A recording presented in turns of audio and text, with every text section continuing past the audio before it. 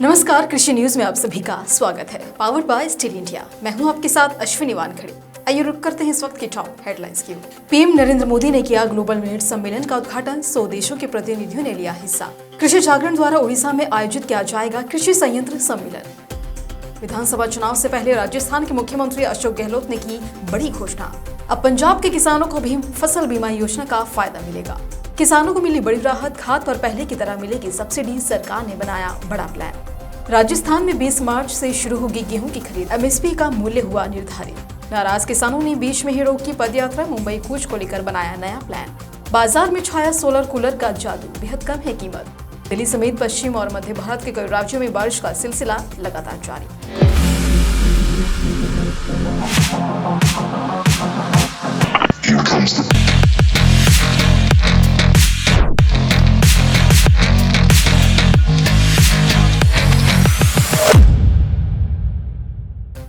आइए विस्तार से खबरों की ओर रुख करते हैं।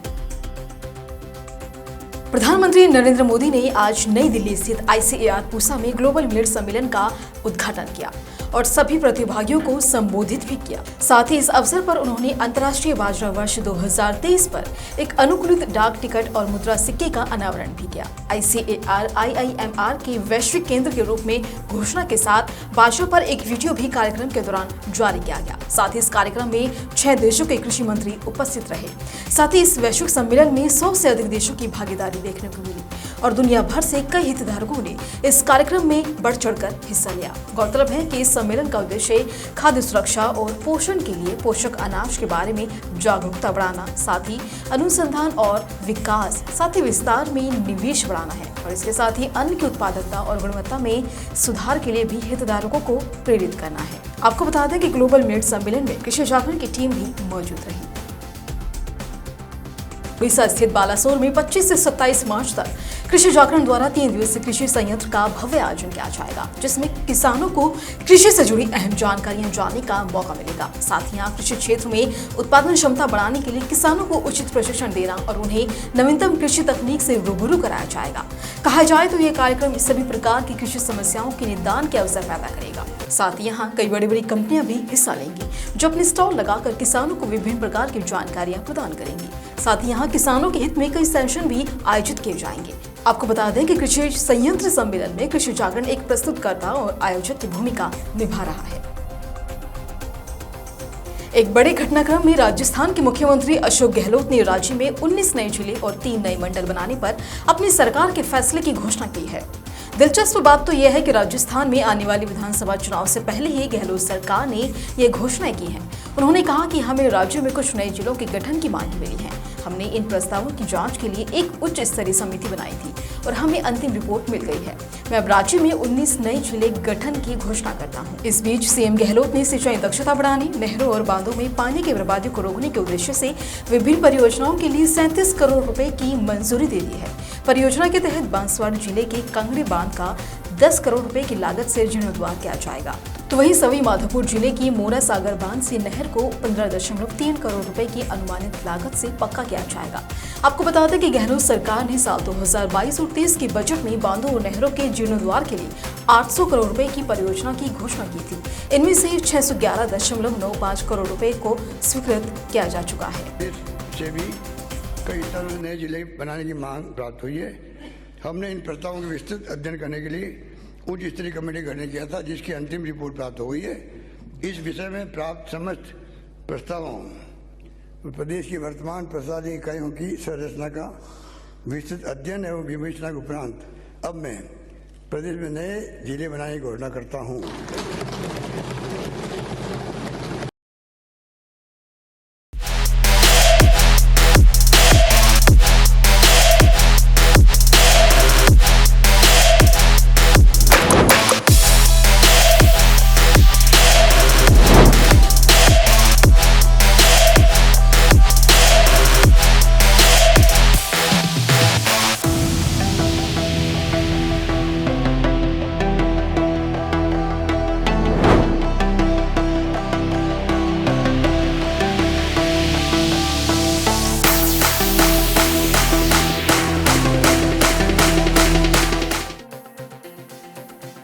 भारत सरकार के कृषि मंत्रालय ने घोषणा की है कि वित्तीय वर्ष 2023 और 24 में अब पंजाब के किसानों को भी प्रधानमंत्री फसल बीमा योजना का लाभ दिया जाएगा। पंजाब ने कृषि और संबंधित क्षेत्र को बढ़ावा देने के उद्देश्य से प्रधानमंत्री फसल बीमा योजना को लागू करने का निर्णय लिया है।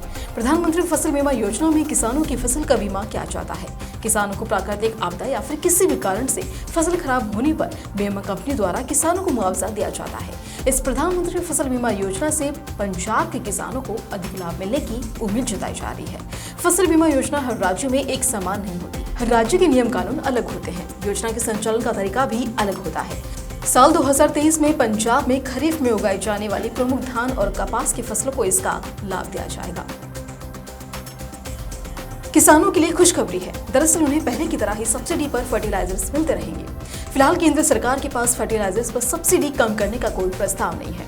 रसायन और उर्वरक राज्य मंत्री भगवत खुम्मा ने संसद भवन में एक सवाल का जवाब देते हुए कहा कि उनकी सरकार के पास देश में P&K फर्टिलाइजर्स पर सब्सिडी कम करने की कोई योजना नहीं है। दरअसल केंद्र सरकार ने P&K फर्टिलाइजर्स पर से सब्सिडी कम करने की जरूरत को समझने के लिए अभी तक कोई अध्ययन नहीं किया है और यही वजह है कि उसने खाद पर से सब्सिडी कम करने का कोई प्लान नहीं बनाया है। जानकारी के लिए बता दें कि भारत सरकार किसानों को सस्ती दर पर खाद उपलब्ध करवाने जा रही है और हर साल हजारों करोड़ रुपए इस पर खर्च करती है। इसके बाद खाद की बोरी किसान तक पहुंचते पहुंचते ही सस्ती हो जाती है। अगर सरकार खाद पर भी सब्सिडी हटा दे तो एक बोरी यूरिया की कीमत काफी महंगी हो जाएगी। ऐसे में किसान उर्वरक का उपयोग नहीं कर पाएंगे। राजस्थान के किसानों के लिए एक बड़ी खबर है। दरअसल प्रदेश में 20 मार्च से MSP पर गेहूं की खरीद शुरू की जाएगी। इस बात की पुष्टि खुद खाद्य मंत्री प्रताप सिंह खचरियावास ने की है। उन्होंने कहा कि प्रदेश में गेहूं का समर्थन मूल्य 2125 रुपए प्रति क्विंटल घोषित किया गया है। खचरियावास ने बताया कि खरीद प्रक्रिया को सुचारू करने के लिए जिला कलेक्टरों और क्रय एजेंसियों को आवश्यक निर्देश दे दिए गए हैं। उन्होंने बताया कि राज्य में प्रथम चरण में कोटा संभाग के 57 केंद्रों पर 20 मार्च से शुरू होने वाली गेहूं की खरीद प्रक्रिया अब 30 जून तक जारी रहेगी। शेष जिलों में गेहूं की खरीद 1 अप्रैल से ही शुरू होगी। साथ ही उन्होंने यह भी बताया कि गेहूं खरीद का कार्य ऑनलाइन किया जाएगा। इसके लिए राज्य सरकार ने ऑनलाइन पोर्टल विकसित किया है जिसका लिंक खाद्य विभाग की वेबसाइट पर उपलब्ध है। साथ ही उन्होंने यह भी बताया कि पंजीकरण का कार्य 15 मार्च से शुरू हो चुका है। महाराष्ट्र में सरकार के आश्वासन के बाद किसानों और आदिवासियों ने अपना मार्च फिलहाल के लिए रोक दिया है। लेकिन किसान नेताओं ने कहा कि अगर सरकार उनके मुद्दों के समाधान के लिए कोई ठोस कदम नहीं उठाती है तो वो फिर से पदयात्रा शुरू कर देंगे। उनके लिए मुंबई बहुत दूर नहीं है। साथ ही मार्क्सवादी कम्युनिस्ट पार्टी के विधायक विनोद वकील ने कहा कि सरकार के आश्वासन के बाद हमने मार्च फिलहाल रोक दिया है। हम सरकार से ठोस कदम उठाने की उम्मीद कर रहे हैं। हमारे मुद्दों का समाधान किया जाना चाहिए, वरना हम मुंबई की ओर कूच करेंगे। माकपा नेता और पूर्व विधायक जावा गावित इस मार्च की अगुवाई कर रहे हैं। उन्होंने नासिक से अपनी पदयात्रा शुरू की थी। गावित ने कहा कि जब तक सरकार अधिकारियों का आदेश जारी नहीं करती वे यूं ही डटे रहेंगे। दिल्ली के बाजारों में इन दिनों सोलर कूलर की मांग काफी बढ़ रही है। सोलर कूलर इन दिनों इसलिए भी लोगों को भा रहा है क्योंकि गर्मियों में बिजली की मांग और खपत काफी अधिक रहती है, जिसके चलते अधिक लोड पड़ने से कई बार लोगों को बिजली की कटौती का सामना करना पड़ता है। लेकिन अब लोगों को इस समस्या से छुटकारा मिलेगा और इसके अलावा ग्राहकों के सिर से बिजली के खर्च का बोझ भी कम हो जाएगा।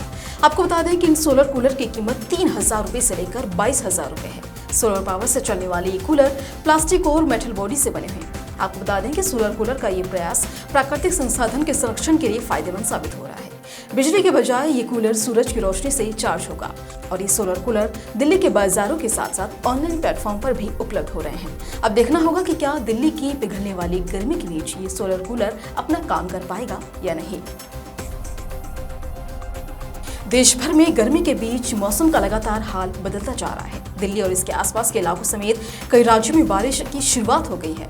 दिल्ली से लेकर यूपी तक देश के कई राज्यों में आने वाले कुछ दिन गर्मी से राहत भरे होंगे, तो वहीं पंजाब, हरियाणा, दिल्ली, उत्तर प्रदेश, राजस्थान और चंडीगढ़ में 18 से 20 मार्च तक बारिश की गतिविधियां देखने को मिल सकती हैं। पश्चिम और मध्य भारत के राज्यों में भी बारिश का सिलसिला लगातार जारी रहेगा। वहीं दिन के समय तापमान में कमी दर्ज की जाएगी। इसी तरह की खबरों के लिए जुड़े रहिए कृषि जागरण के साथ।